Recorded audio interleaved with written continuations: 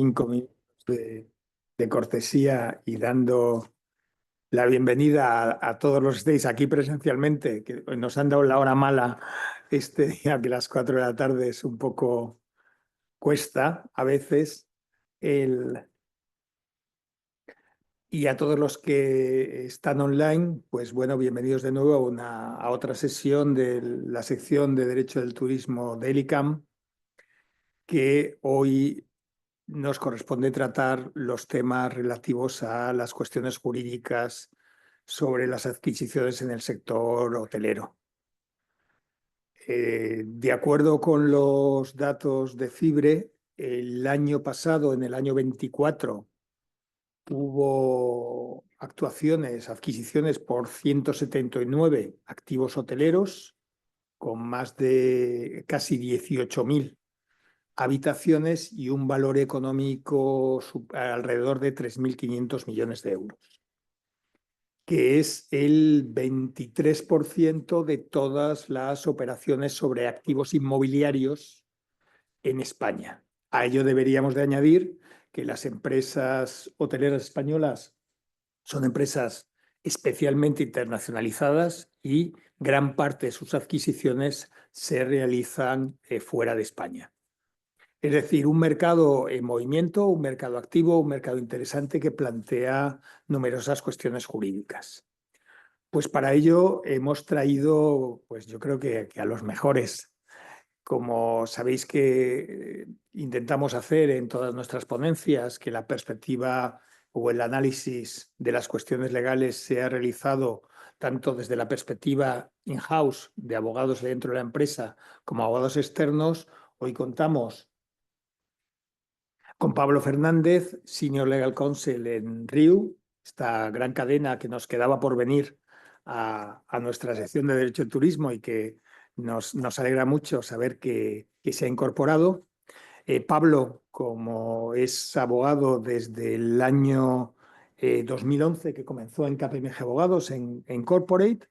Posteriormente se incorporó en Abengoa llevando todo el área internacional, llevando temas del área internacional, sobre todo en Latinoamérica, tanto de la perspectiva de contratos como licitaciones, y de allí en 2017 salta al sector hotelero, donde, como hemos dicho, es abogado legal senior counsel en RIU Hoteles y lleva temas legales no solo en España, sino también Panamá, Aruba, Maldivas, Mauricio, Zanzíbar.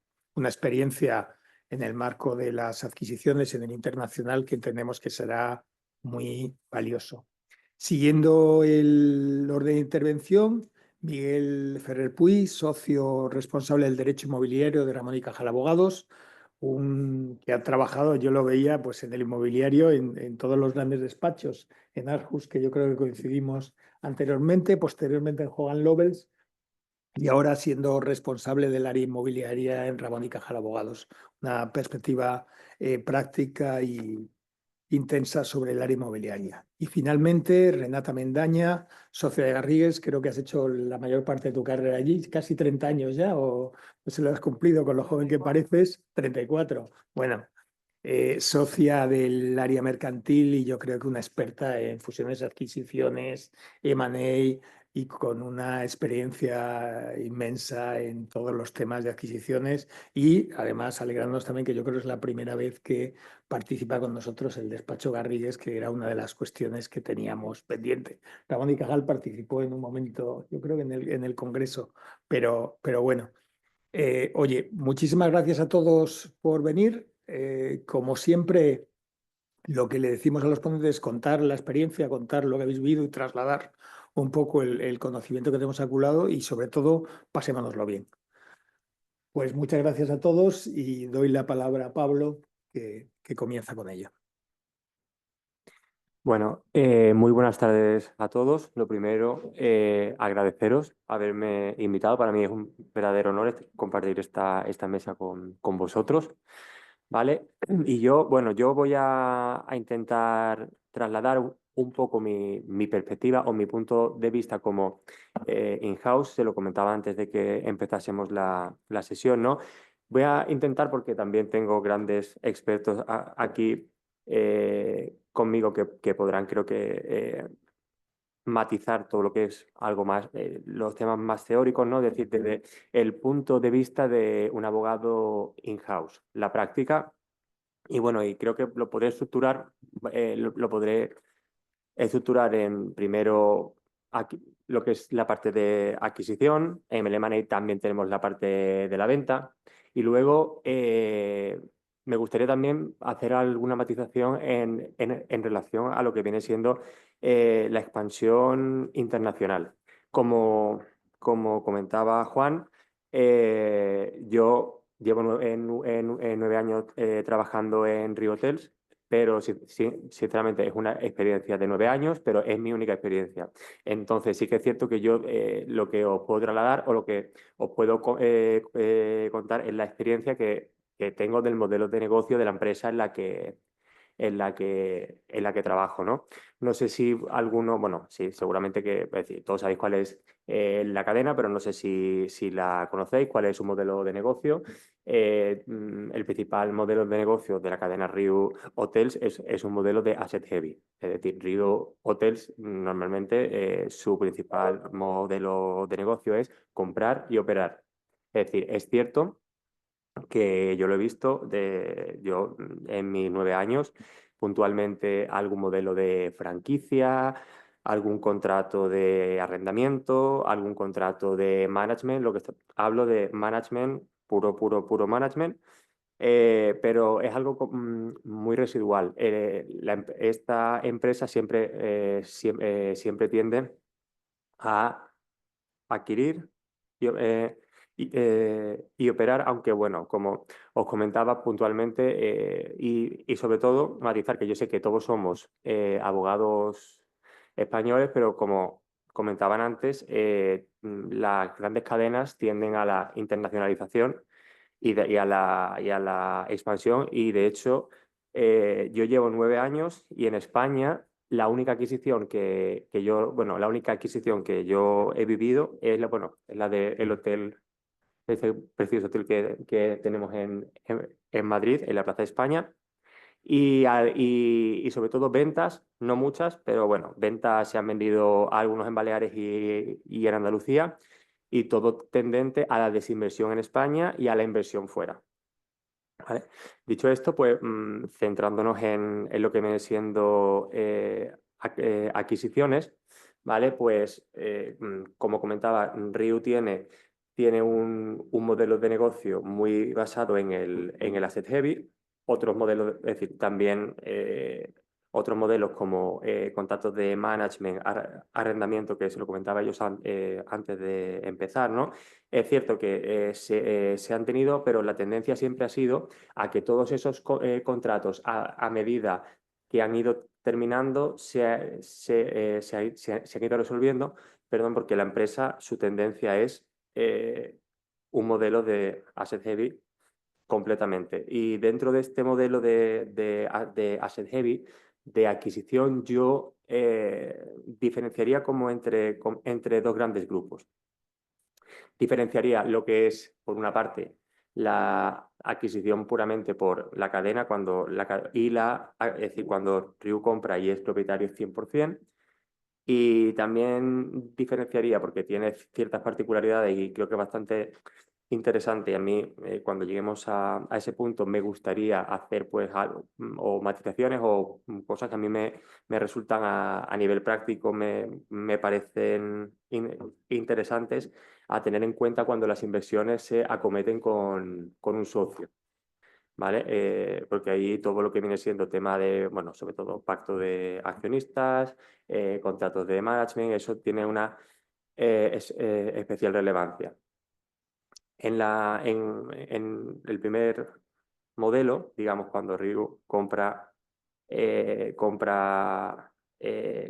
bueno, digamos sola, ¿no? Cuando acomete la inversión en solitario, básicamente la tendencia de la cadena es a adquirir puramente activos inmobiliarios. Lógicamente, esto tiene una explicación que como abogado es lógico, ¿no? Es decir, eso, un proceso de due diligence te lo aligera bastante, bastante, lo simplifica mucho, pero también tiene un componente de negocio que es importante, que tal vez no sea tan jurídico, pero que es muy importante, que Riun no solamente sabe operar hoteles, ellos saben, y cuando me refiero, para matizarlo, a la adquisición de activos inmobiliarios, me refiero a parcelas, porque no solamente es un tema de operar, es un tema de construir. Es decir, ellos saben construir hoteles para que sean eficientes y sean rentables.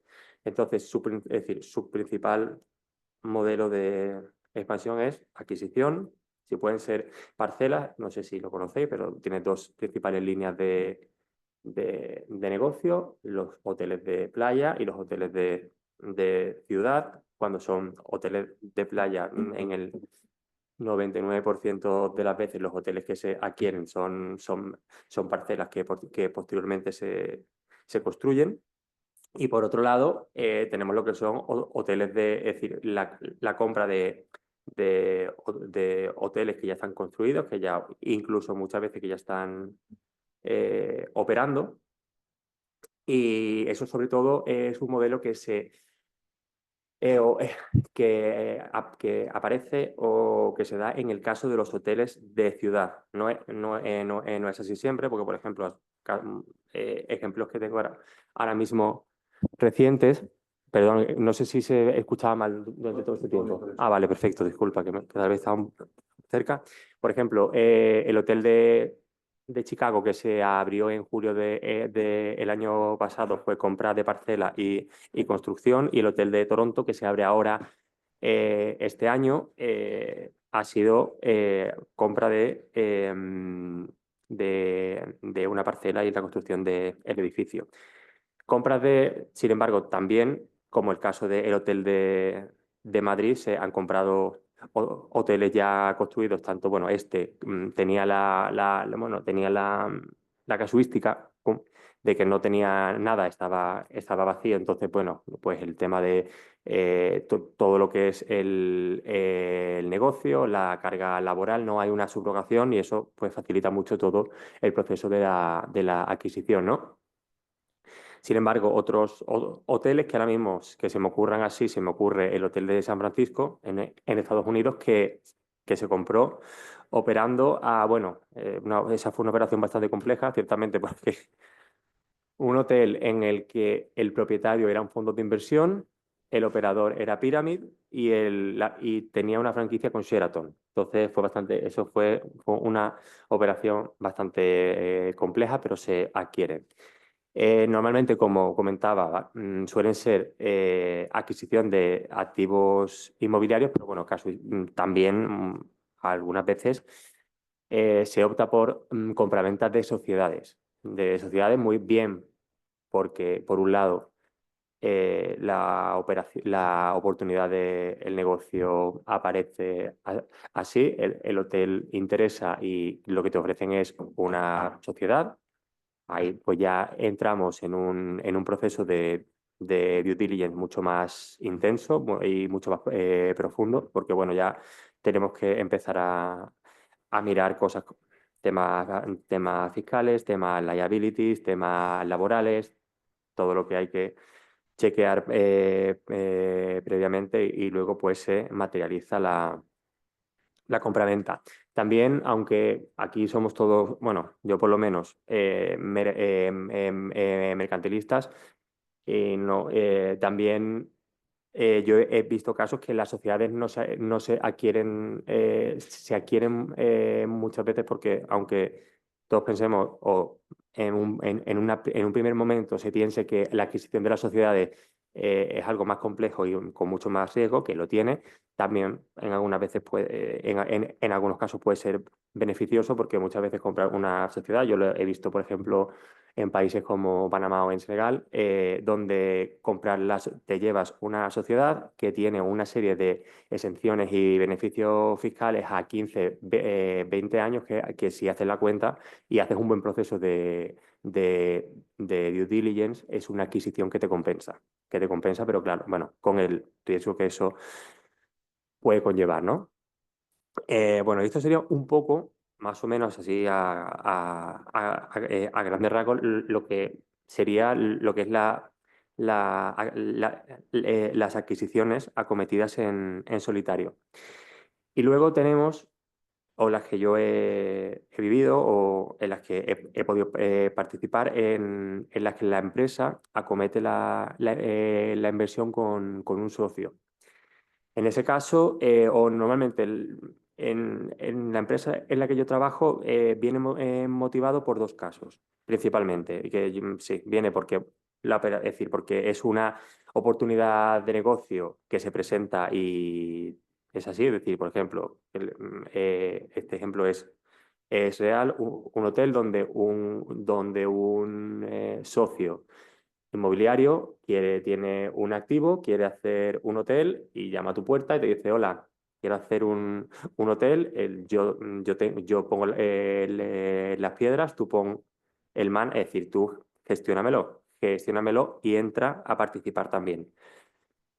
Y por otro lado, tenemos los casos que esto, pues lógicamente en España no se da, pero en los casos en los que entrar con socio en una inversión es obligatorio. Obligatorio en el sentido que es por una imposición legal. Y ya estoy hablando de países donde la normativa para la inversión son bastante proteccionistas, como por ejemplo puede ser Dubái, puede ser Sri Lanka, puede ser Tailandia, destinos en los que se tiene presencia, en la que obligatoriamente pues, las leyes del país exige que una inversión extranjera tenga que ir con un 51, con un 40, con un de inversión local. Y ahí entra, en juego, y es muy importante, lo que viene siendo todo lo que son pactos de accionistas con los socios, con los socios locales, ¿no? Una cosa que cuando se va con socio que me parece bastante interesante, ya decir, en tanto en los dos casos que he planteado y a nivel jurídico, porque yo lo he visto y lo he vivido, al momento de realizar la operación, pues se piensa mucho, es decir, en la due diligence, se piensa en la operación, en el SPA y en el PSA y en todo, y luego y se piensa en el contrato de management, pero es muy importante tenerlo todo bien ligado, en el sentido de se firma todo y firmo un contrato de management a 15, 20 años. Claro, sin, sin pensar qué va a pasar dentro de 15 años. ¿En qué sentido? En que si tú cuando es decir, cuando entras con un socio, creas una sociedad vehículo para que sea la propietaria de ese hotel, Riu, en este caso, actúa como es la que lleva al fin y al cabo la gestión del hotel. Si tú dentro de esa sociedad de proyecto, en el acuerdo de accionistas, no recoges, o bien o en materia reservada, o bueno, o de otra manera, si no se llega a un acuerdo, si no lo vinculas con el contrato de management, te puedes ver con un problema. ¿Qué problema? Que dentro de 15 años te ves en una sociedad donde tienes un porcentaje minoritario durante esos 15 años con tu socio, o no te llevas bien, o para el socio los números no son muy buenos, o lo que sea, y quiere terminarte el contrato. ¿Qué haces tú es decir, qué haces en una sociedad, teniendo participación en una sociedad en la que no puedes controlar que pueda entrar otra empresa a hacerte un management? Entonces, claro, es decir, eso hay que linkarlo bien y regularlo en lo que son los pactos de accionistas o bien, exactamente, o una materia reservada, o bien establecer una posibilidad de una opción de compra, una opción de venta, un dragalón, un tacalón, lo que sea, pero que haya una forma o bien de controlarlo o un mecanismo de de salida, ¿vale? Bueno, ¿voy bien de tiempo? Sí, ¿Sí? Vale, perfecto. En relación a compra-venta, bueno, a ventas, perdón.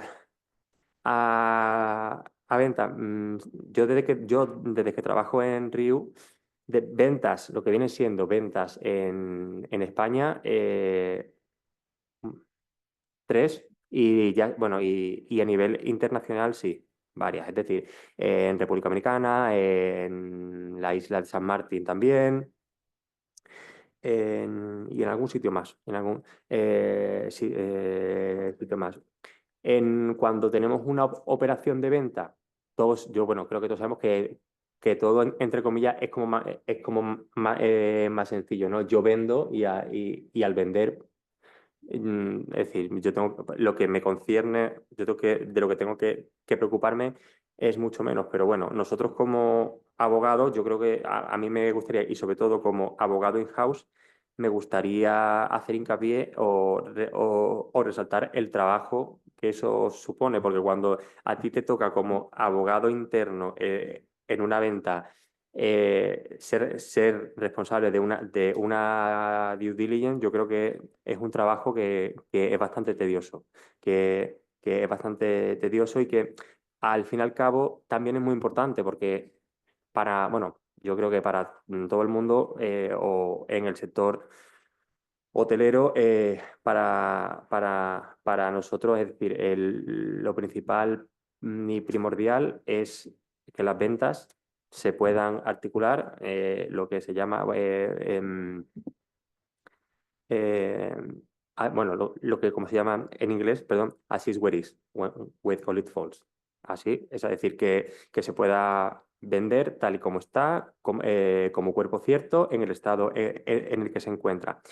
Es muy importante porque es la única forma, porque luego pasa que te aparecen con reclamándote hasta las facturas de la luz, literalmente, dejar todo bien atado y que después de un proceso de due diligence en una operación de venta, todo quede bien claro, que queden bien delimitadas lo que vienen siendo todas las liabilities o las contingencias, y que eso, bueno, eso ya se ve, cómo se asegura, pues eso se cuantifica y se establece, por ejemplo, como mecanismo, que es lo más habitual en las operaciones que yo he llevado, un escrow, que esas cantidades, a medida que va pasando tiempo, pues se van liberando, ¿no? Y básicamente, como punto principal, y ya por último, me gustaría hacer mención un poco a las peculiaridades, ¿no? A las peculiaridades que tiene las adquisiciones a nivel internacional, ¿no? Bueno, la compañía para la que trabajo, mi equipo, cada vez que bueno, nuestro departamento de expansión propone o encuentra una oportunidad de negocio, la estudia y la ve viable, ya nosotros entramos a trabajar. A partir de ese momento, nosotros, bueno, si es un país, lógicamente, en el que ya tenemos presencia, siempre vamos de la mano con los abogados locales que tenemos en ese país. Nosotros en la asesoría jurídica somos muy poquitos, en la asesoría jurídica interna somos muy poquitos, trabajamos de una manera muy horizontal como responsables de países, y nosotros lo que trabajamos es con abogados en destino, con los que básicamente trabajamos como si fueran parte de nuestros equipos. Yo con ellos hablo semanalmente, no diariamente, pero semanalmente, y cuando hay un tema puede que hasta diariamente, ¿no? Porque al fin y al cabo, yo puedo desplazarme, yo puedo viajar, ¿no? Pero ellos son allí mis manos y mis pies. Entonces, creo que es súper importante que cuando nos implantamos en un destino, tener un buen despacho de referencia que nos ayude en todo, porque de verdad cada país y cada sitio es un mundo, es un mundo. Yo, como comentaba Juan, yo Aparte de temas en España, llevo temas, por ejemplo, en países como Maldivas, Mauricio, Aruba, Zanzíbar. Y, por ejemplo, viniendo de una empresa donde su modelo es de implementación es asset heavy, Maldivas, por ejemplo, como pasa en Mauricio o en Aruba también, eh, no funciona como aquí en un derecho continental. Tú lo que adquieres no es la propiedad del suelo. Lo que tú adquieres o lo único que puedes adquirir es un derecho de uso, un lease agreement que tú firmas con el gobierno, en este caso, por ejemplo, a 50 años. Entonces, claro, eso tiene muchísimas peculiaridades.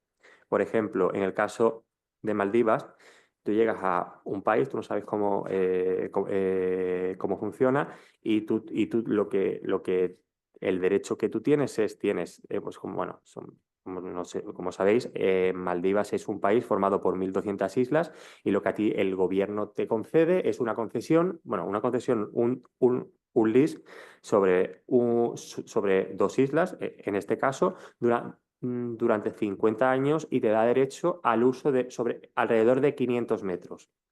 ¿Vale? Parte del el lease está regulado por ley, por ejemplo, el canon, pero hay cosas que se quedan al aire, como por ejemplo, es una isla, son 50 años y es decir, y el canon que tú pagas, que son bastante elevados, computan en función del terreno que tú tienes, contando desde la línea media de marea. Entonces, claro, eso puede que al principio tú tengas, digo, un número al azar, 500 metros, pero dentro de 10 años tengas 600 o tengas 300. Entonces, claro, es decir, tú tienes que empezar a ver todas esas cosas, todos esos matices con tus abogados y eso, como en la ley no está regulado, tú tienes que irte al LIS y ahí tienes que meter todo lo que puedas. Y eso son cosas que, bueno, es decir, que en el proceso de la adquisición eso hay que tenerlo en cuenta y son peculiaridades que me parecen bastante curiosas, ¿no? En Aruba, por ejemplo, en Aruba, un caso que a mí me ha pasado, que también son lises, eh, a- el lease que tú firmas con el gobierno te regula prácticamente todo, hasta tema que debería quedar o que no, que no debería recogerse, como por ejemplo parámetros urbanísticos. Y yo he visto de un hotel que tenía 500 habitaciones, la normativa urbanística te permitía 600, pero en el momento que tú firmaste el lease, en tu lease a ti te han autorizado un terreno para 500 habitaciones. Bueno, pero como la ley urbanística, la normativa me permite 100 más, voy a hacerlo. No, no, no. Perfecto, pero primero usted váyase al gobierno, gestiónelo, modifique el list y después vuelve. Y ahí se te van 2 años, cosas que hay que tener muy en cuenta antes de acometerlo, porque es decir, a lo que me refiero es un poco tener una vista largoplacista a la hora de hacer las adquisiciones. Y no sé cómo de tiempo. Nada más bien, muy bien. Gracias. Muchas gracias, Perfecto. Pablo. Pues comentabas, además de las peculiaridades, eso de que depende del hotel de las mareas, las responsabilidades, liabilities, tanto en las compras como en las ventas. Miguel, me parece que vas a tratar el tema de las due diligence, que con las reps y warranties analiza todo el tema de responsabilidades de los Justo. temporarios de la venta. Pues te toca. Bueno, mil gracias lo primero por la invitación. Para mí es un honor estar aquí con todos vosotros, con los que estáis aquí presentes y con los que nos están viendo vía online. Nada, yo vengo a hablar un poco yo creo que es el patito feo de todas estas operaciones, ¿no? La parte de la due diligence, como bien decía Pablo, es un proceso súper tedioso, a veces muy engorroso y en el que parece que no, pero asumes mucha responsabilidad frente a tu cliente y además buena parte de la operación depende de los hallazgos que tú vayas haciendo y puede afectar pues, a estructura, cuestiones fiscales, bueno, de distinta índole, ¿no? Aquí el problema, ¿no? Bueno, el problema. No sé si el problema o una suerte para mí, para que no se me vean las costuras, es que es muy amplio, ¿no? Al final, una operación de adquisición hotelera. eh, Tratas, bueno, primero la tienes que enfocar de una determinada manera, ¿no? Tu cliente va de una determinada manera a hacer la operación, no se sabe si quieres adquirir únicamente el ladrillo, si vas a operar o no, como decía Pablo, hay diferentes alternativas. Eso va a marcar mucho el enfoque del proceso de due diligence, en qué te tienes que fijar, más, menos, etcétera. Yo voy a hacer un recorrido muy amplio sobre todos los aspectos que hay que tener en cuenta a la hora de hacer una due diligence. Por desgracia no voy a poder entrar en mucha profundidad en casi ninguno, porque podríamos estar hablando semanas y semanas.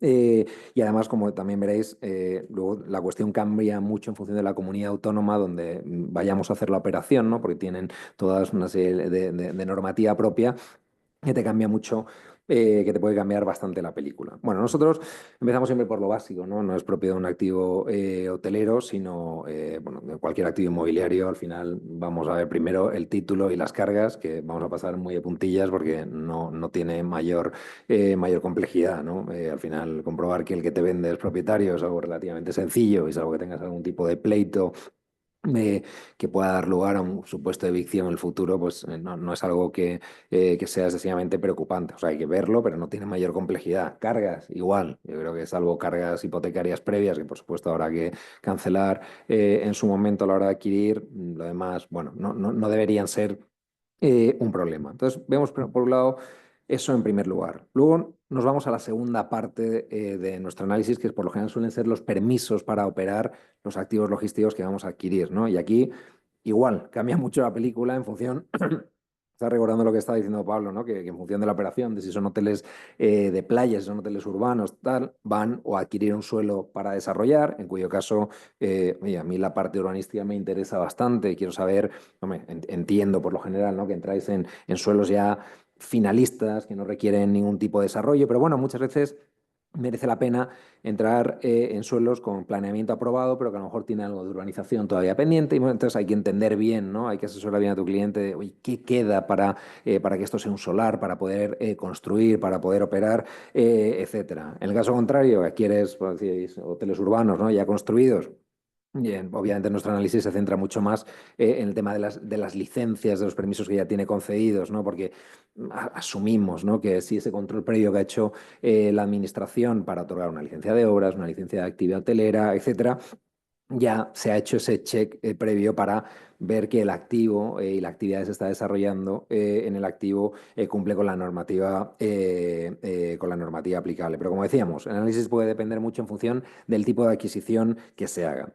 Ahí tenemos una primera parte, es la que me he centrado más ahora al principio, de licencias, digamos, municipales, de licencias más puramente urbanísticas, que son muy importantes, y tienes una licencia para la construcción del activo, si es que estás metido en ello, o aunque no estés metido en ello, es que, bueno, simplemente, oye, quieres comprobar que no te vas a encontrar ninguna sorpresa el día de mañana cuando entres a operar un activo y te encuentres con que no hay una licencia de obra, no hay una licencia de primera ocupación, funcionamiento, actividad o ambiental, como se llama en muchos sitios, y tengas un problema, pero también te puedes encontrar con un hotel que lleva mucha vida encima y el que se han hecho obras, que se ha reformado. También, ojo, hay que controlar también esos permisos urbanísticos que se han ido pidiendo y esas actuaciones, si se ajustan o no a lo que se ha hecho.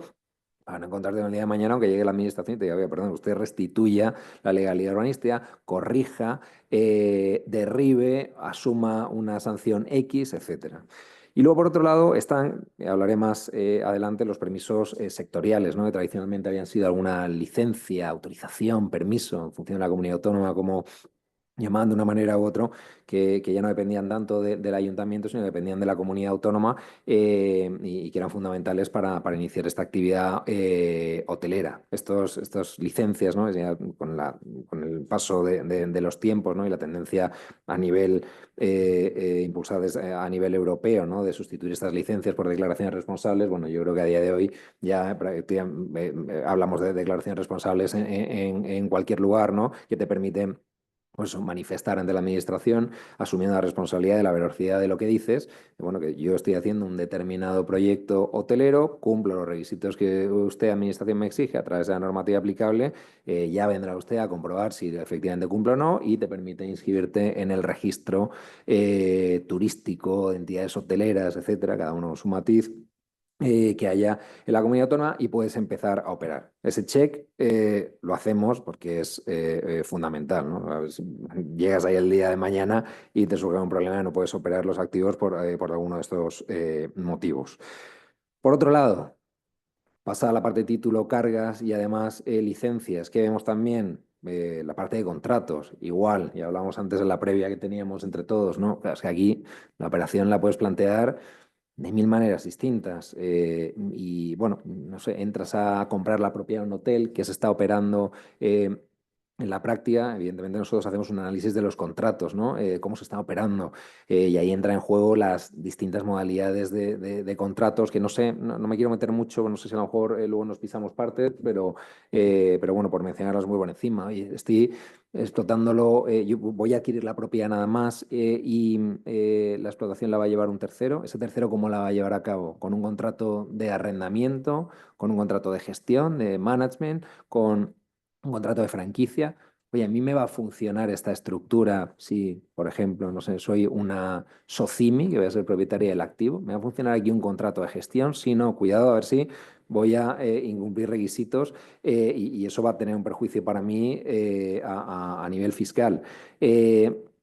¿Cómo me planteo yo esto? ¿Quiero asumir más o menos riesgos en la explotación del activo? Menos riesgos para mí, propietario, un contrato de arrendamiento, sin duda, ¿no? Pero el contrato de arrendamiento, como seguro que sabéis todos mejor que yo, bueno, tienes aquí, se pueden plantear un contrato de arrendamiento puro y duro de un activo urbano, ¿no? Sujeto a la ley de arrendamientos urbanos, donde ya, digamos, te desligas totalmente de la gestión del hotel, de la operación del hotel. Oye, usted arrendatario, explótelo, a mí pague una renta y demás. También tienes arrendamientos de industria, ¿no? De los que hablábamos antes, ¿no? De al final no solamente adquieres o compras bueno, en función de la operación, ¿no? Como la planteas, seas comprador, vendedor, el activo, sino también todos los enseres, mobiliarios, licencias para operar el activo, etcétera, con o sin plantilla. Ahí estamos ante un arrendamiento de industria sujeto a Código Civil que tiene ventajas e inconvenientes. Desde luego, para el propietario del activo tiene el gran inconveniente, que es lo que hablábamos antes, ¿no? De, oye, si estás trasladando un pasivo laboral, ¿qué pasa aquí el día de mañana cuando esto se resuelva y te vuelva todo? Cuidado con esos pasivos laborales que pueden ser muy importantes. Y no el día de mañana, a 20 años o a lo que sea, sino qué pasa si el día de mañana esto se resuelve por el problema de turno que haya. Igual, asumes ese pasivo laboral que también analizamos en nuestra labor de due diligence, ¿no? Yo soy, mi especialidad es el inmobiliario, ¿no? Pero metemos equipos, la verdad, que en función de cómo se plantea la operación, tanto de fiscalistas como de laboralistas, para ver también, efectivamente, analizar ese pasivo laboral. Oye, ¿a qué me expongo? ¿Se están haciendo bien las cosas? ¿Se están pagando bien las nóminas? Sí, no. Bueno, es otro de los aspectos que analizamos, ¿no?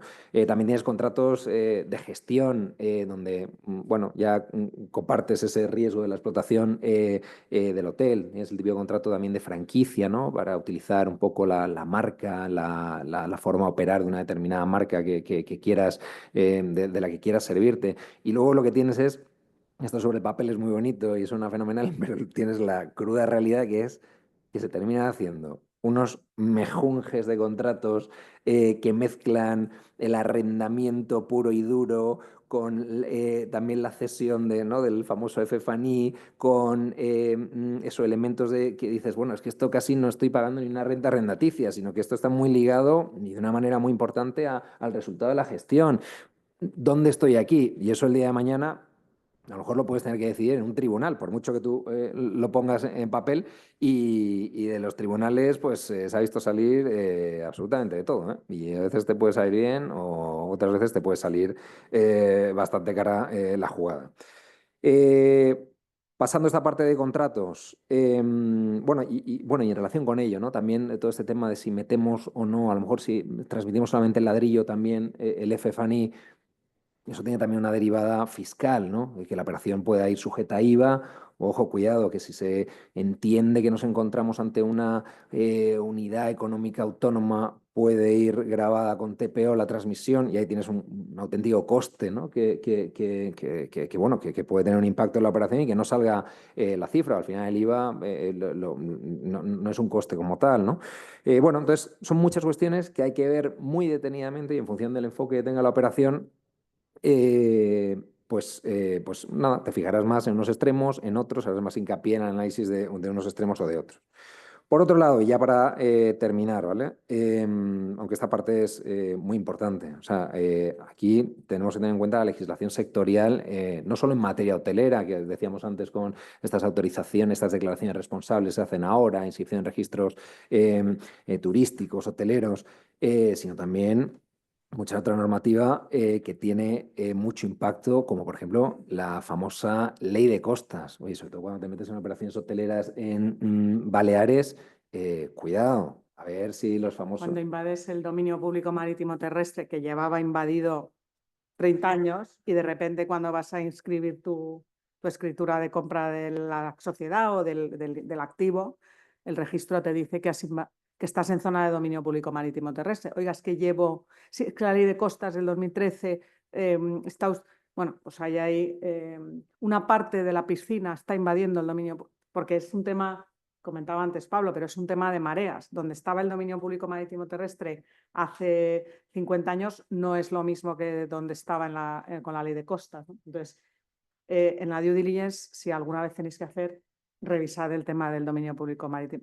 Yo no soy inmobiliario, no soy administrativista, pero en cuanto llega, hablo, mira, no, pero si está en Cáceres, digo ya, pero da igual, mira a ver si hay alguna carretera, alguna zona. El dominio público marítimo terrestre, la verdad es que da luego muchos problemas porque no tienes capacidad de disposición sobre él. Si has adquirido, está mal adquirido, lo tienes que devolver. Hay todos unos procedimientos. Los bancos, cuando te dan una hipoteca sobre un bien que tiene invadido el dominio público marítimo terrestre, no les inscriben la hipoteca. En fin, es un nido de problemas. Perdona que... No. Es una obsesión. Adelante, Pablo. Bueno, como apunte, en Baleares, de hecho, bueno, porque yo lo he vivido, lo he vivido después de la transferencia de competencias, que ahora corresponde a los consejos insulares. A mí me ha pasado decir que se regulariza, pero ¿dónde está tu título de concesión? Porque estás ocupando y sin título no hay ocupación. Luego está todo el problema de la tramitación, que es decir, que a nivel práctico el hotel no se puede cerrar, no se puede parar, nadie puede cerrarlo durante 2 años, pero te ves con una falta de derecho de ocupación y un expediente que se puede resolver en 1 o 2 años. Eso. Y una especie de escritura de segregación que hay que hacer a favor del Estado para devolverle la zona de la costa que has invadido, ¿no? Pero a veces la solución por la que opta el registro es inscribir, como aplicarse la inscripción parcial e inscribirte salvo por, ¿no? Pero bueno, eso tiene todo tipo de problemas porque has pagado por esos metros, estás hipotecando toda la finca, no solo salvo por, en fin. Pero cuando vas a devolverlo al Estado, devuelves con precio, devuelves sin precio, en fin, tiene una gran complejidad y mucho desarrollo normativo. Lo que pasa es que es un tema lentísimo. Los deslinde de dominio público marítimo terrestre los miras a posteriori. Yo creo que ahora mismo todas las hoteleras, cada vez que te avisa un deslinde, empiezan ya a mirar a ver qué trozo me han quitado de las mareas, si han elevado o no. Quiero decir, Es que te encuentras el problema y no puedes adicional, recurrirlo. la disposición adicional de la ley de costas, cuando empieza hay determinados municipios, dices, pero bueno, no solo está mi hotel y mi piscina, por ejemplo, es que hay 200 bloques de casas de vecinos.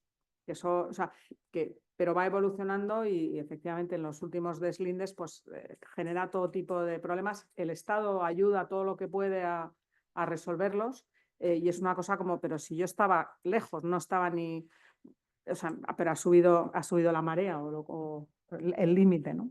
Dejarme poner una nota de pragmatismo, A ver. porque yo creo que en la mesa y está muy bien, es fundamental. No diré yo ni quiero frivolizar, pero también es cierto que yo creo que muy pocos inmuebles, tú Pablo me podrás dar o quitar razón, muy pocos inmuebles, perdón, Miguel, muy pocos inmuebles están 100% en un estado urbanístico y de licencias perfecto. Yo creo que hay muy pocos de estos. O sea, yo creo que el derecho administrativo, precisamente, y en este ámbito, Menos. tiene una tendencia a que las cosas están en un equilibrio. Algunos históricos de nuestra Sí, ciudad. sí, exacto, en un equilibrio inestable. ¿Qué ocurre? Que cuando se somete a la prueba de esfuerzo, ¿qué es un due diligence? Que, por cierto, déjame que te diga que yo reniego de esa leyenda negra. Yo creo que una due diligence es fundamental. O sea, yo creo que es de gran ayuda. Es como, no sé, como la ama de llaves o la institutriz de un colegio. Creo que es fundamental. Ninguno está perfecto y funcionan sin ningún tipo de incidencia. ¿Qué ocurre? Claro, cuando viene uno a comprar y ya ahí nos abre esto el debate de a qué comprador tienes enfrente, porque efectivamente los fondos pues tienen muy poca tolerancia y son muy aversos a tomar el más mínimo riesgo, porque efectivamente es típicamente una adquisición que rotarán en 5 o 6 años y necesitan tener activos líquidos y limpios y que efectivamente pues dentro de sus comités pasen los filtros correspondientes. Pero también la experiencia demuestra que hay otro tipo de compradores en procesos de adquisición, generalmente compradores locales, muy pegados al terreno, que no tienen el metabolismo tan fino que puede tener un fondo de inversión, que saben moverse y que saben manejar según qué situaciones, según qué administraciones locales, y no ha pasado nada.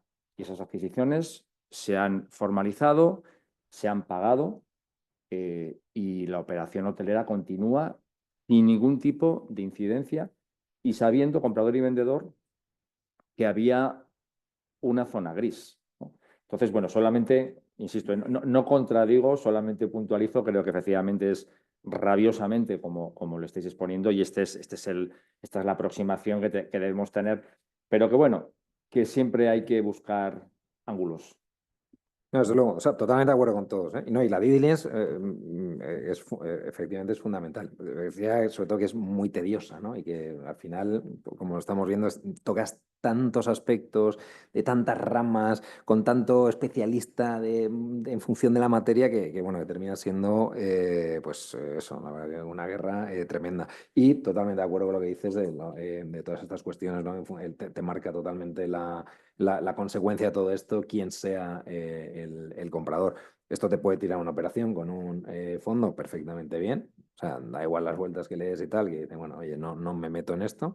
O lo que tú dices, alguien con mucho conocimiento del negocio y local y tal, que ve una gran oportunidad, oye, a lo mejor también sacar algún ajuste en precio o lo que sea, y es fantástico. Y efectivamente, o sea, es así. Hay una cantidad de hoteles con partes fuera de la ordenación y demás, conocido por la administración, siguen operando a sabiendas de todo el mundo. Y bueno, pues la verdad que no es ningún problema para nadie, ¿eh? Y así siguen y así seguirán por los siglos de los siglos hasta que se caigan. ¿Qué más? Legislación sectorial. Bueno, hablamos sobre todo de la ley de costas, que por lo que ha empezado, yo creo, un poco este debate, ¿no? Último. Hay más legislación sectorial, como decía Renata, ¿no? También, oye, si hay un tema de carreteras, tal, ¿no? Que también tienes una serie de zonas, al igual que la ley de costas te marca el dominio público marítimo terrestre, pero no solamente el dominio público marítimo terrestre, sino también la zona de protección, la zona de influencia, etcétera, donde tú tienes una serie de limitaciones, ¿no? A la hora de construir un activo y de inseguridades también, porque dice, oye, sí, aquí puedo construir, pero ojo, porque voy a tener una serie de limitaciones que me marca la ley que son muy subjetivas, ¿no? Oye, estoy haciendo una pantalla arquitectónica, ¿no? Estéticamente tiene un impacto sobre la costa, sí, no, bueno, es un tema que también da bastante inseguridad en muchas ocasiones. Carreteras, exactamente igual. Pues hay otras zonas muy estándares en todas las leyes de carreteras, de ferrocarriles, etcétera, bueno, en función de la legislación sectorial que mires, en función de lo que te pase al lado del hotel, que puede tener impacto, ¿no? Las famosas líneas límites de la edificación, bueno, que oye, no sería la primera vez que te encuentras algo invadiendo, sobrepasando esa línea límite a partir de la cual, yéndote hacia la carretera, no puedes edificar. Bueno. En cualquier caso, y ya para terminar, que no me quiero extender demasiado. Luego, aparte de todo esto, que es por si fuera poco, tienes la legislación sectorial más en materia turística. Tienes todas las comunidades autónomas, o prácticamente todas, tienen una ley de ordenación del turismo, con sus pequeñas particularidades. Sí, esto ya se inventó la rueda hace mucho tiempo y siguen todas un esquema relativamente similar, ¿no? En lo basiquísimo, ¿no? De estrellas, de clasificación de hoteles, de estándares y demás, pero esto decide estar muy encima en función de la operación y aquí sí que lo digo, o sea, cada uno tiene su particularidad y es horrible conocerlas todas, o sea, no las puedes tener en la cabeza, tienes que irte a la operación en concreto, machacarla, estudiarla, darle una vuelta a todo lo que te pueda salir. Tienes aquí en Madrid reciente la norma de 2023, bueno, con una regulación en materia hotelera que, bueno, yo creo que es bastante continuista en muchos aspectos, pero bueno, que contiene pues igual esas clasificaciones de hoteles, esa categoría de lujo o no. Es algo que ya, sí, para ser honestos, desde por lo menos los asesores legales más el despacho de abogados, hay muchas veces que a veces se meten, pero en otras ocasiones es algo de lo que nos relevan nuestros clientes, porque es algo ya más del negocio que ellos conocen casi hasta mejor que nosotros, ¿no? Luego tienes normas también novedosas en la materia que hablábamos hace unos días también, como en Andalucía, un Real Decreto, el 13/2020, ¿no? Que introduce un poco un sistema de puntos, ¿no? Para ver dónde estás, ¿no? Si eres un hotel de una estrella, de 2, de 3, de 5. Retoman, por ejemplo, de nuevo ese calificativo, esa clasificación del gran lujo que se pierde, por lo menos en Andalucía, en 2010, ¿no? Y se había creado ahí un poco un agravio comparativo, ¿no? Con aquellos hoteles que ya lo tenían. Sin embargo, los que llegaban en la práctica a tener instalaciones, infraestructura para obtener esa clasificación, bueno, es que casi que desincentiva, ¿no? Hacer una inversión en un activo de calidad para esto. Te marca una serie de puntos, ¿no? En función de temas más de infraestructura o de servicios para decir, oye, pues mira, 500 puntos, eres de tantas estrellas, 600 de tantas otras. En Asturias también comentábamos, ¿no?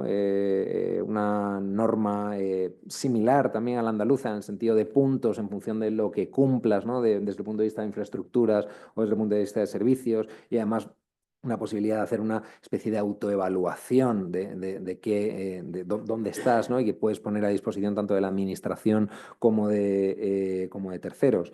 Y bueno, pues en el fondo, resumiendo la cuestión y no me extiendo más, que no sé si me he pasado ya de tiempo, al final, en función de cómo enfocas la operación, el análisis puede ser extensísimo y en función de los inconvenientes, de los problemas, de los red flags que hayas encontrado, tendrás que cubrirlos en los documentos de la operación y yo creo que ahora hablaréis más con detenimiento de ello a través de las típicas sistemas de reps and guarantees anglosajón, ¿no? Que ya hemos interiorizado yo creo muchísimo en España para casi cualquier operación o a través también de los famosos, ¿no? Y cada vez más habituales seguros de reps, ¿no? Que yo creo que Renata nos va a hablar de ellos y bueno, pues eso es todo. Pues muchas gracias, Miguel. Muchos temas abiertos. Le doy la palabra a Renata, que nos lleva ya, una vez hecha la DIU, a los distintos contratos de Vertebral Expansión y algo que, bueno, creo que desde el punto de vista de seguridad, cómo funcionan o tu opinión y experiencia con los seguros de Reps and Warranties. Muchas gracias por la invitación. Y paso ahora a comentarles un poco, de manera un poco como continuación de lo que ha estado explicando Miquel. Lo primero sería definir el objeto que se va a comprar, ¿no? Que se va a adquirir o que se va a vender. Si es un activo inmobiliario, el negocio hotelero tiene como dos grandes partes, la parte inmobiliaria y la parte hotelera, el negocio hotelero, que se puede hacer sobre un activo propio o sobre un activo que hayas arrendado. Y luego, a su vez, ese negocio hotelero o te lo gestionas tú mismo tú mismo propietario del negocio hotelero, a su vez propietario de las piedras o arrendatario de las piedras, o se lo cedes a alguien para que te lo gestione. Ojo que no cedes tu negocio, tus empleados siguen siendo tuyos, ¿no? Y lo que hacen es que te lo gestionan. Alternativa 1. Bueno, alternativa 1 de 1000, ¿no? Pero alternativa 2, celebran contigo un contrato de franquicia y te ayudan y te indican y te prestan la marca y te ceden, bueno, te prestan, te licencian la marca, te asesoran en materia de tecnología, de sistemas, pero ahí el negocio hotelero sigue siendo tuyo.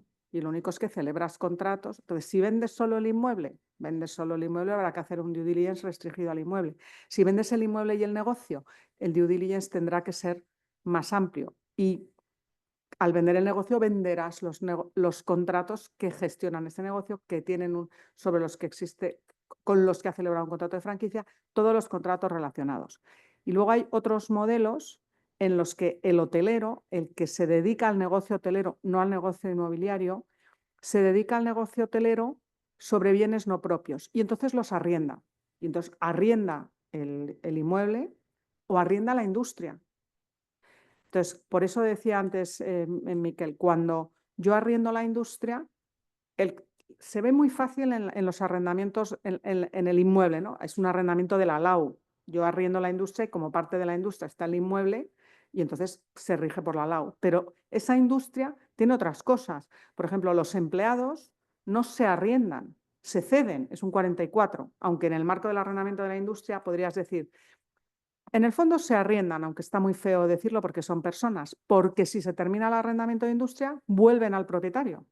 Entonces, en el fondo, por eso se habla de un arrendamiento, es un 44, es una cesión de rama de unidad económica autónoma de UPA, ¿no? De unidad productiva autónoma, pero tiene su punto de arrendamiento porque cuando se termina el contrato de arrendamiento de industria, vuelven.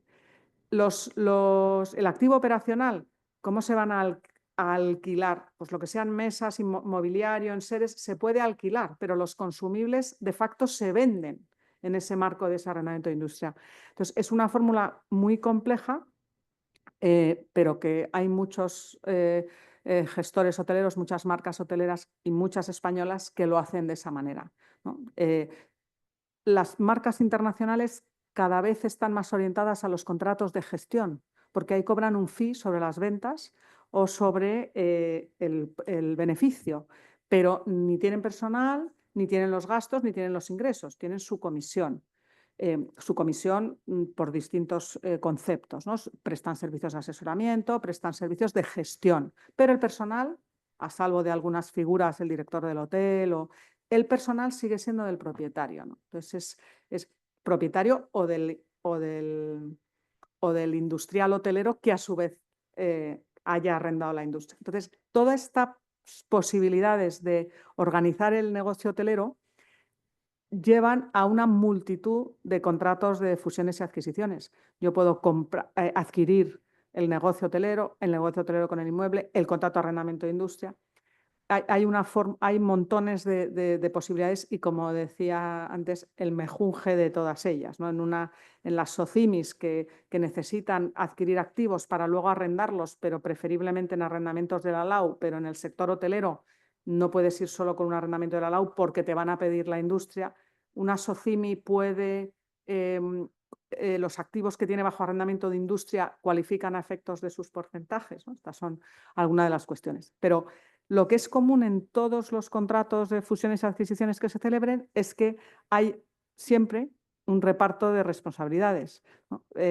Los vicios ocultos del Código Civil y la evicción, en realidad, aunque nos hemos acostumbrado a las manifestaciones y garantías anglosajonas, pues son una manera un poco más, no sofisticada, pero un poco más específica de entender la evicción y los vicios ocultos en sistemas que no tienen que van a redactar todo, lo que no está escrito no rige, son como los sistemas anglosajones, ¿no? Entonces, acostumbrados a ese tipo de regulación en nuestros contratos, ya se ofrecen manifestaciones y garantías en todo tipo de contratos. Fundamental, la due diligence.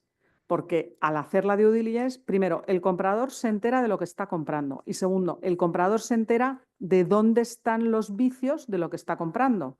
Y entonces ahí reacciona de distintas maneras, o no te compro, o te compro por menos precio, o te compro por el mismo precio si lo pagas tú. Cualquier problema que haya, de estos que hemos identificado, bueno, y de estos que hemos identificado, o te reduzco el precio ya, o lo pagas tú, o hacemos un pacto especial de que si surge, tú me indemnizas ni estás sujeto a ningún límite ni nada. Entonces, y luego los vicios ocultos per se, que eso también hay que decidir quién los paga. La venta como cuerpo cierto cuando estás comprando negocios funciona mal porque hay que ser muy específico, muy claro, no solamente poner que se vende como cuerpo cierto, porque el tema del cuerpo cierto suele asociarse a que yo no doy garantías sobre ni los linderos ni la superficie, pero cuando estoy vendiendo una sociedad con un hotel y con 2.000 empleados, pues hay que ser un poco más concreto. El as is es que no te doy garantías de nada, de que la sociedad es mía y de que no tiene cargas. Entonces, en toda esa marabunta de cosas que he conocido, cosas que no he conocido, manifestaciones y garantías que son páginas y páginas porque como el due diligence se hace sobre todos los ámbitos del negocio, las manifestaciones y garantías se exigen sobre todos los ámbitos del negocio, surge una figura que son los seguros. Son o seguros de daños o seguros de RC. Estos seguros lo que vienen a asegurar es el daño que sufre. Son seguros que se llaman de manifestaciones y garantías. Vienen a asegurar, hay dos tipos fundamentalmente, seguro de comprador y seguro de vendedor. Yo hice el primer seguro de vendedor de España, pero son seguros en los que, en el caso del comprador, que es el más fácil, aseguran los daños que sufre el comprador cuando una de esas manifestaciones y garantías que le han dado es falsa, inexacta o se demuestra incorrecta. He pagado todos mis impuestos correctamente y puntualmente. A los 3 meses, un acta de inspección de IVA de 17 millones. Bueno, pues va al seguro y le dice, oye, que aquí había esta manifestación que dice que se ha pagado todo correctamente y que Hacienda me ha levantado un acta de 17 millones. Entonces, no te preocupes, yo te cubro. Bueno, esa es la idea, ¿no? No te preocupes, yo me hago cargo, yo llevo la inspección, yo te cubro. Entonces, ese es el seguro, es un seguro de daños típico, porque el comprador, digo, en la terminología de la ley de ordenación, son seguros de grandes riesgos y este es un seguro de daños. En el caso de que sea un seguro de vendedor, el vendedor ha dado sus manifestaciones y garantías. Responde en el caso de que sean, pero por si acaso alguna es falsa porque no controla bien, porque venía de una gestión anterior, se cubre a posteriori, se puede cubrir a posteriori totalmente desligado del asunto, con un seguro de manifestaciones y garantías de vendedor.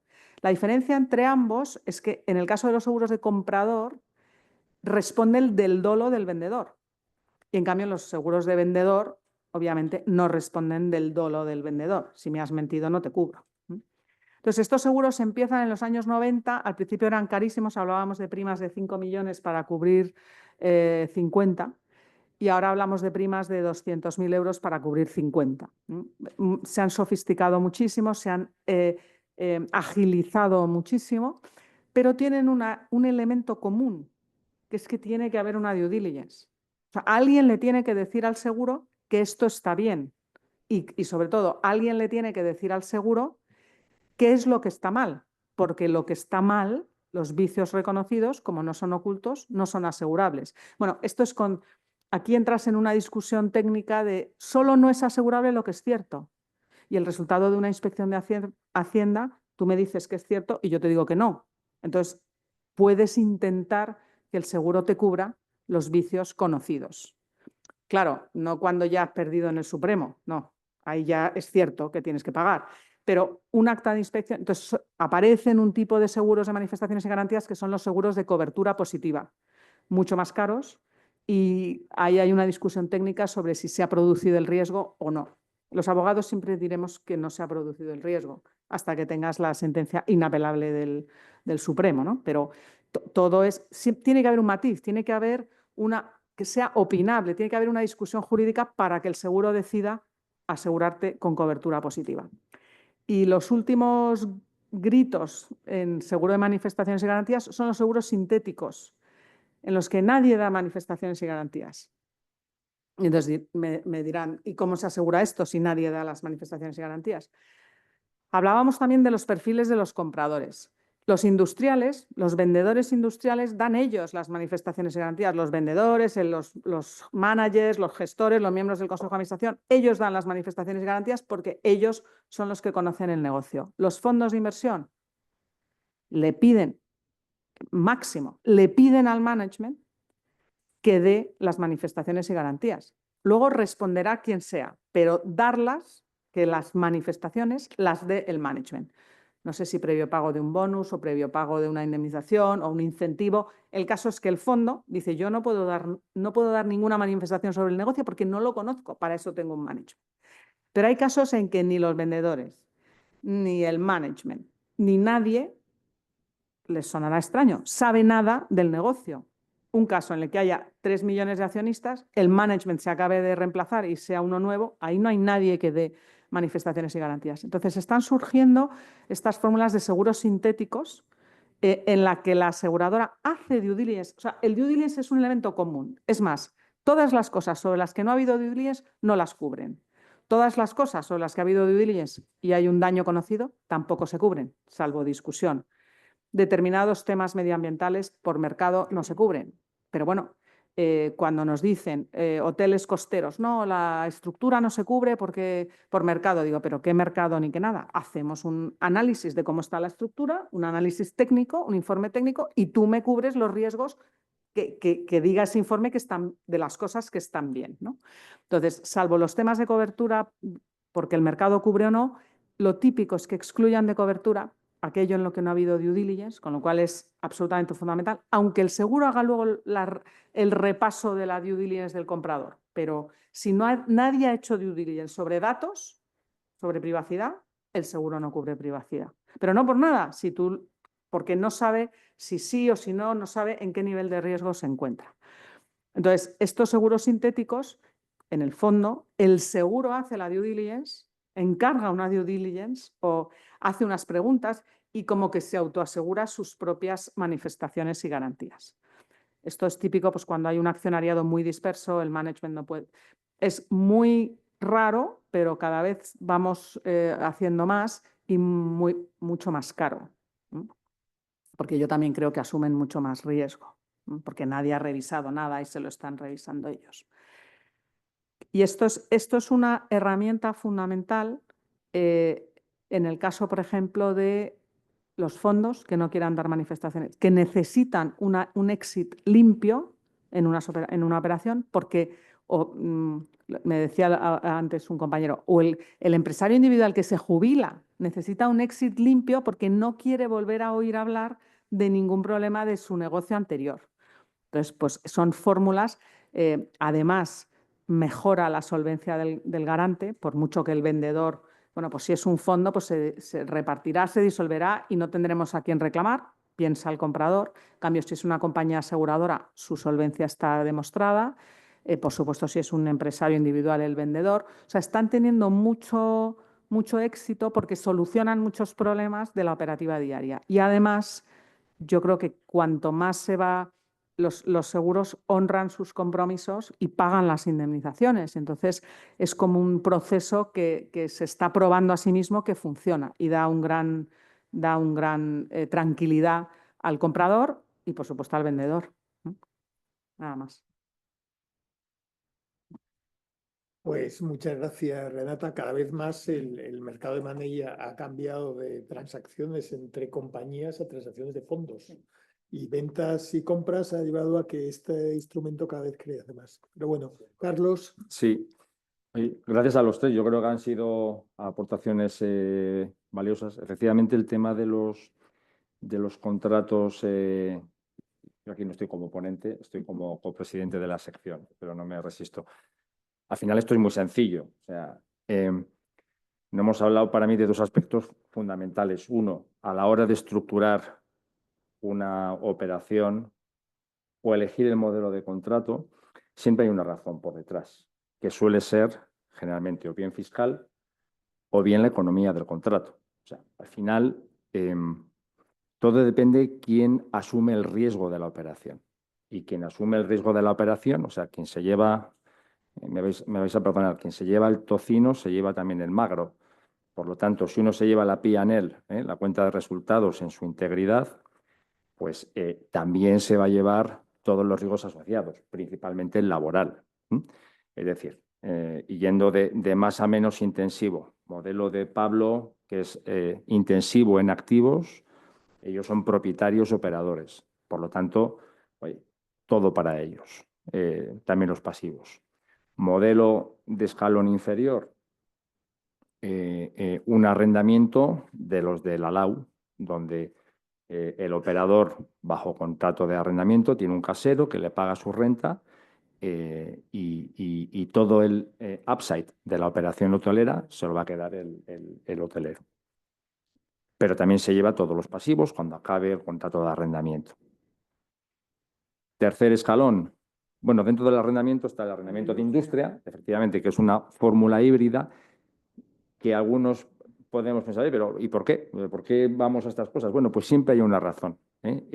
Si, por ejemplo, la tenía al inicio, era un Exacto. hotelero que lo tenía La ya. tiene al inicio o tiene algún tipo de concesión administrativa, pues de un beach club o de algún, en fin, alguna concesión administrativa en definitiva, pues efectivamente este puede ser un elemento para decantarse por un arrendamiento de industria. Estamos en el escalón 2. Escalón 3, contrato de gestión.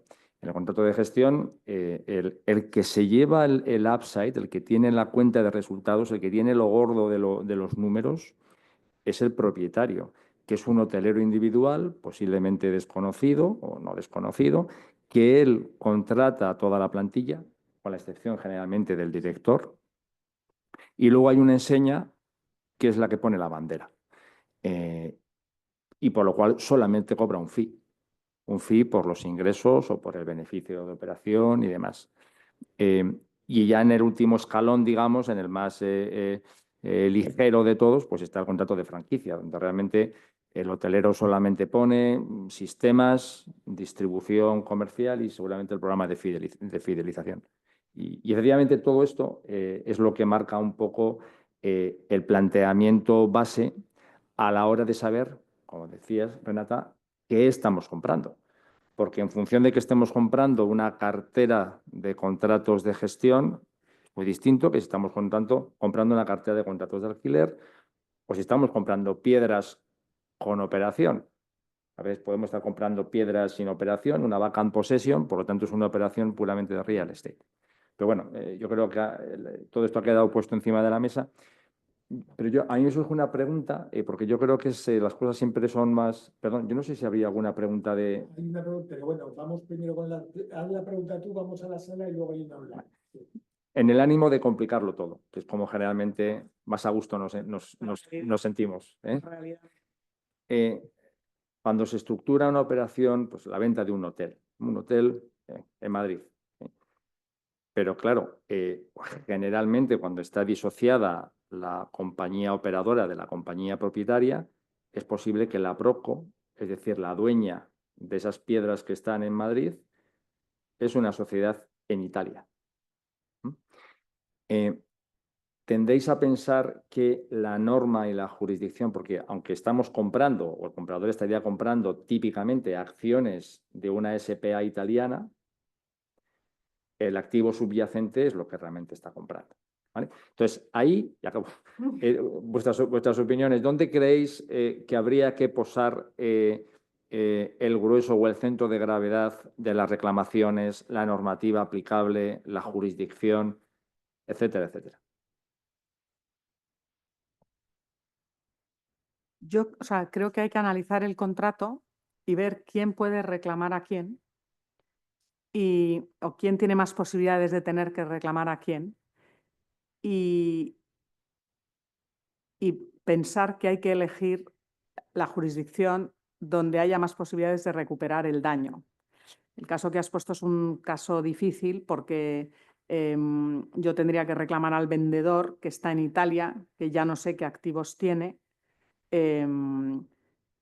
cuando su principal activo era... Típicamente es una típico. pura tenedora. Sí, sí.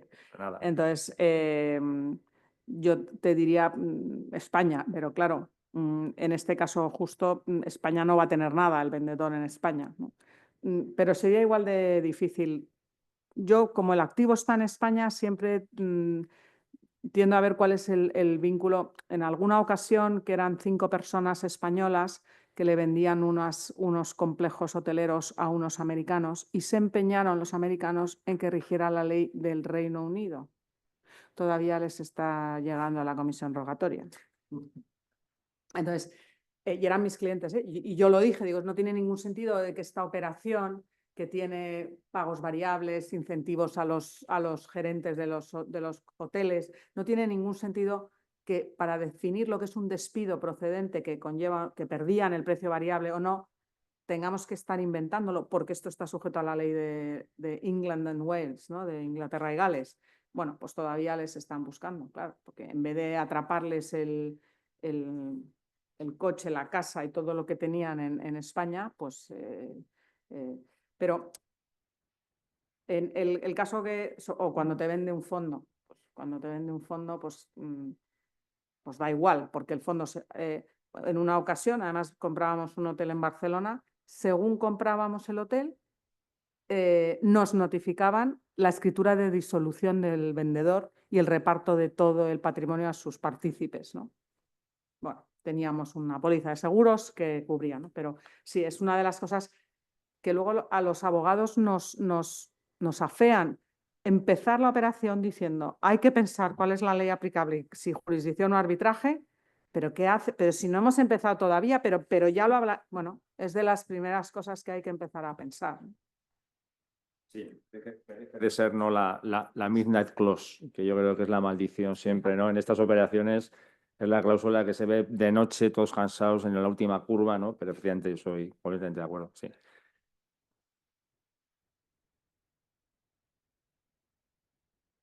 Con la searla, interesante. Y es un caso práctico, en realidad. En el supuesto de un arrendamiento de industria respecto de un hotel. Un segundito, que van a empezar un micrófono. Vale, perdón. Aquí. Hola, ¿se oye? Sí, en el caso de un arrendamiento de industria de un hotel, a su entender, ¿sería necesario un acuerdo de la Junta General por considerar un activo esencial de acuerdo con el artículo 160 letra F de la Ley de Sociedad de Capital? El caso es que es una sociedad al 50%, dos socios, hay un hotel, uno quiere alquilarlo, el otro no se manifiesta claramente acerca de qué hacer. Claro, la Ley de Sociedad de Capital habla expresamente de enajenación, aportación. Si eres muy estricto, no habrá nada no se está tramitando la propiedad. No se está tramitando la propiedad, pero el negocio hotelero sí que se está transmitiendo. El negocio. Y es un activo esencial per se. Ya sé que si cuando se termina el arrendamiento de industria le vuelve todo, que no se preocupe, que le volverá todo hasta los pasivos. Pero desglosando lo que es, yo le estoy arrendando las piedras, ¿vale? Pero el negocio hotelero, estoy dejando de tener el riesgo y ventura del negocio hotelero. Ahora cobro una renta, que si tengo suerte será variable. Pero en una renta fija, o sea, también habrá que ver, si es una renta fija, mi opinión es que habría que pasarlo por junta, porque estoy perdiendo la disposición.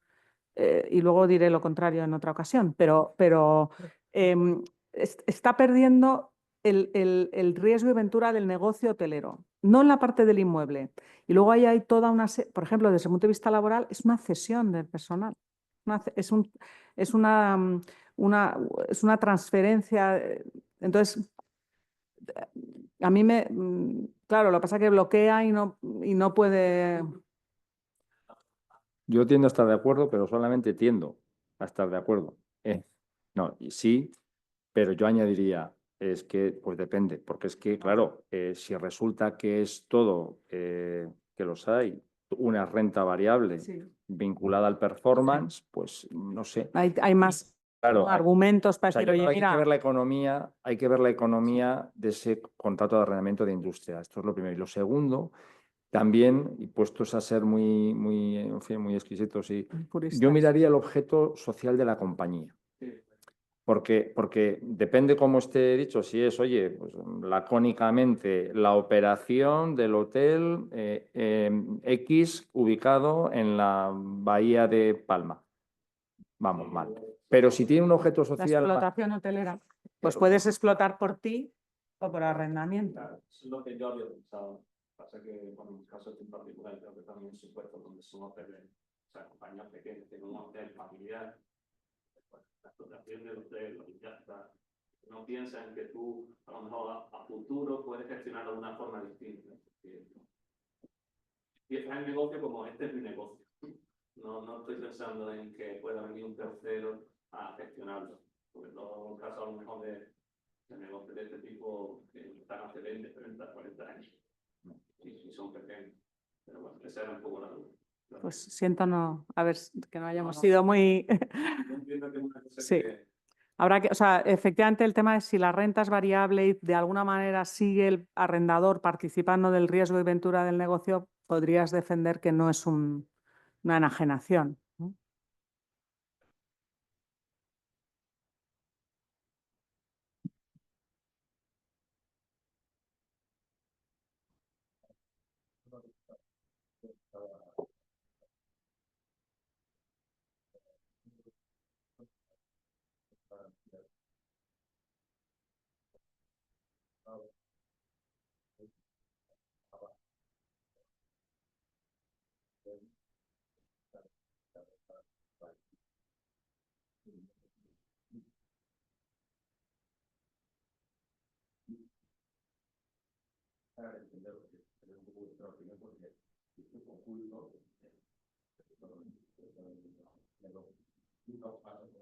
Que no hay...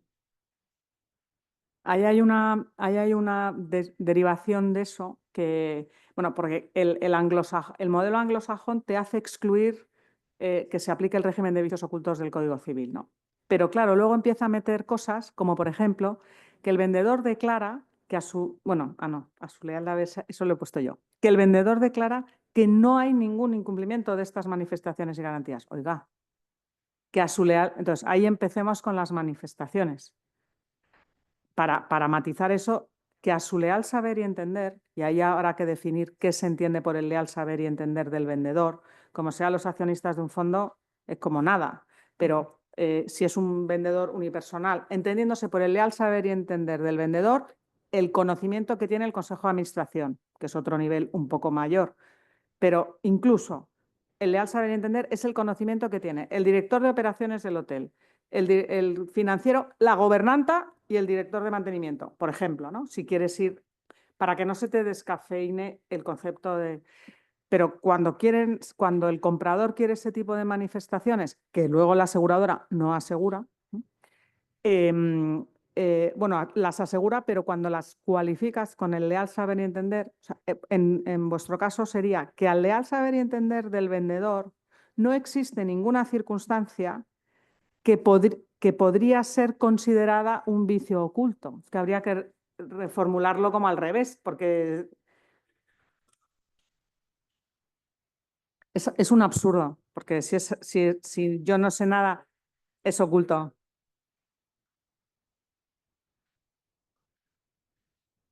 A veces hay que volver al Código Civil para recuperar la cordura de estas fórmulas anglosajonas que, vamos a ver, en un caso de evicción, yo de alguna manera necesito recuperar la evicción, el concepto de evicción, para que sea una responsabilidad extracontractual, porque si no era mío no te he vendido. Entonces, yo en algunos de los contratos en los que intervengo excluyo el régimen de vicio menos el de evicción. Es que el de evicción es como una especie de voy a responder de que la manifestación... No, es que ni te la he podido dar porque no es mía. Y luego hay todo un tema sobre los daños. En el tema de la evicción lo excluyen porque el Código Civil habla de responder del daño, del valor de la cosa al tiempo de la evicción. Y lo que quieren los compradores es que se responda del valor del daño al tiempo del contrato. Pero sí, a veces hay que volver a... El matiz también, lo decías, a lo mejor que funciona lo que tú dices de, oye, si es oculto para todos, ver lo del vicio oculto en el sentido de que sea o no aparente, ¿no?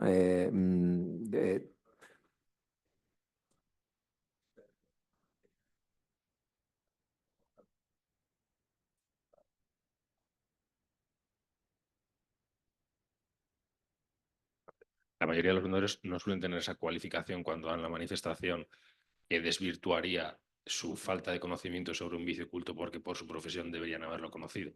Con lo cual es un poco un absurdo, como decía. Sí, sí, sí.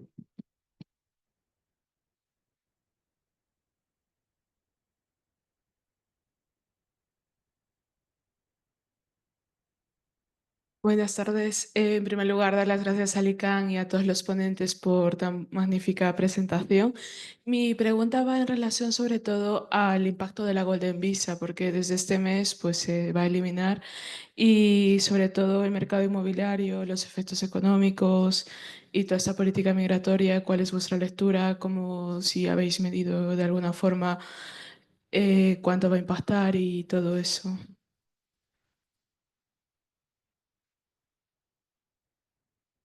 Yo, para ser totalmente sincero, la verdad es que no es mi especialidad la Golden Visa no sé, vamos, me imagino a lo mejor os pasa lo mismo, ¿no? Que el tipo de operaciones en las que intervenimos no suelen estar involucradas partes que necesiten lidiar con esta ventaja de la Golden Visa y demás. O sea, te quiero decir, te podría decir cualquier otra cosa, pero la verdad es que yo por lo menos no lidio personalmente con ese tipo de inversor. No por nada, ¿eh? O sea, que es fantástica, es una operación exactamente igual, el fondo, la parte jurídica y demás, pero yo creo al final, ¿no? Con determinada dimensión de despachos de abogados, ¿no? Que ya tienes una serie de costes estructurales que a lo mejor no merece la pena ese tipo de inversor meterse. Bueno, nosotros ya somos bastante grandes, Garrigues, no sé cuántos sois, pero es descomunal, ¿no? De tamaño. Yo creo que ya los costes de estructura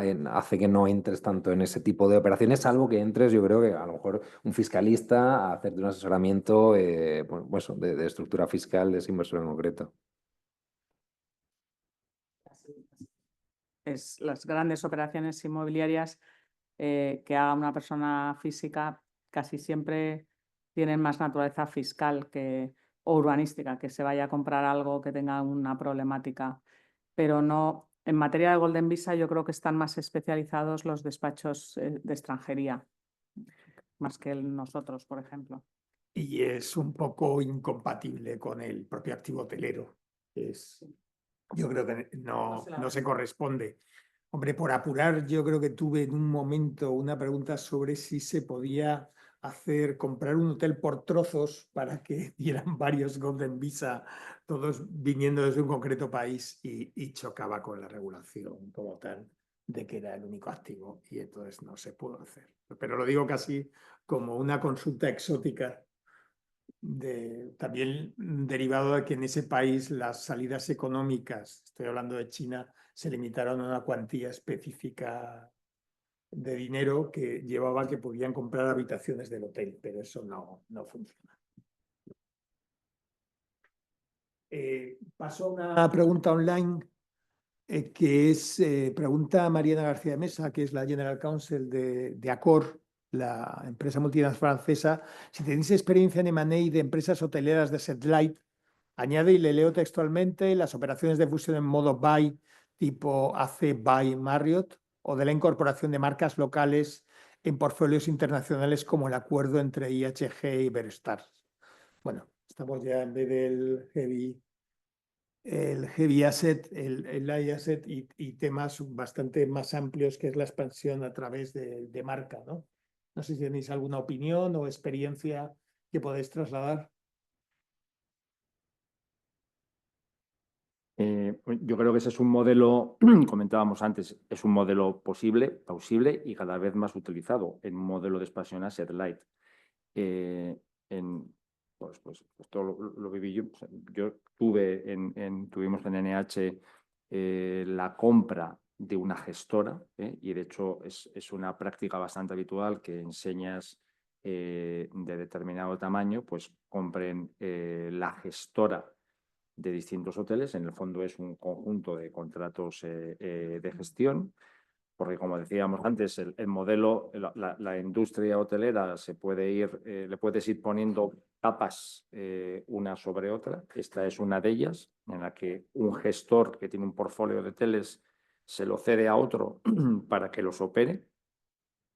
De nuevo, aquí hay que ver quién es el que se lleva la economía, digamos, en la P&L y quién se queda con la gestión, porque en función, y el fee de gestión, porque en función de eso la carga y la responsabilidad se queda, en este caso, en el dueño de esa gestora.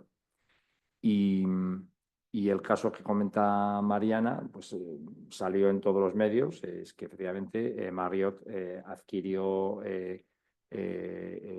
la gestora de AC Hoteles, que lo gestiona, que lo distribuye y que lo canaliza también desde el punto de vista de sistemas y también de su plan de fidelización a través de todo el gran potencia de fuego que tiene Marriott. Pero son operaciones de money como las que hemos estado describiendo aquí, solo que aquí no hay componente de real estate, es un componente de contratos. Pues ya hemos llegado a la hora. No sé si queda alguna última pregunta, comentario, contribución de... Pues entonces ya solo nos queda daros las gracias de nuevo. Yo creo que ha resultado muy interesante. Se quedan siempre cosas en el tintero, pero creo que hemos aprendido mucho los de vosotros y daros las gracias de nuevo. Muy bien. Muchas gracias.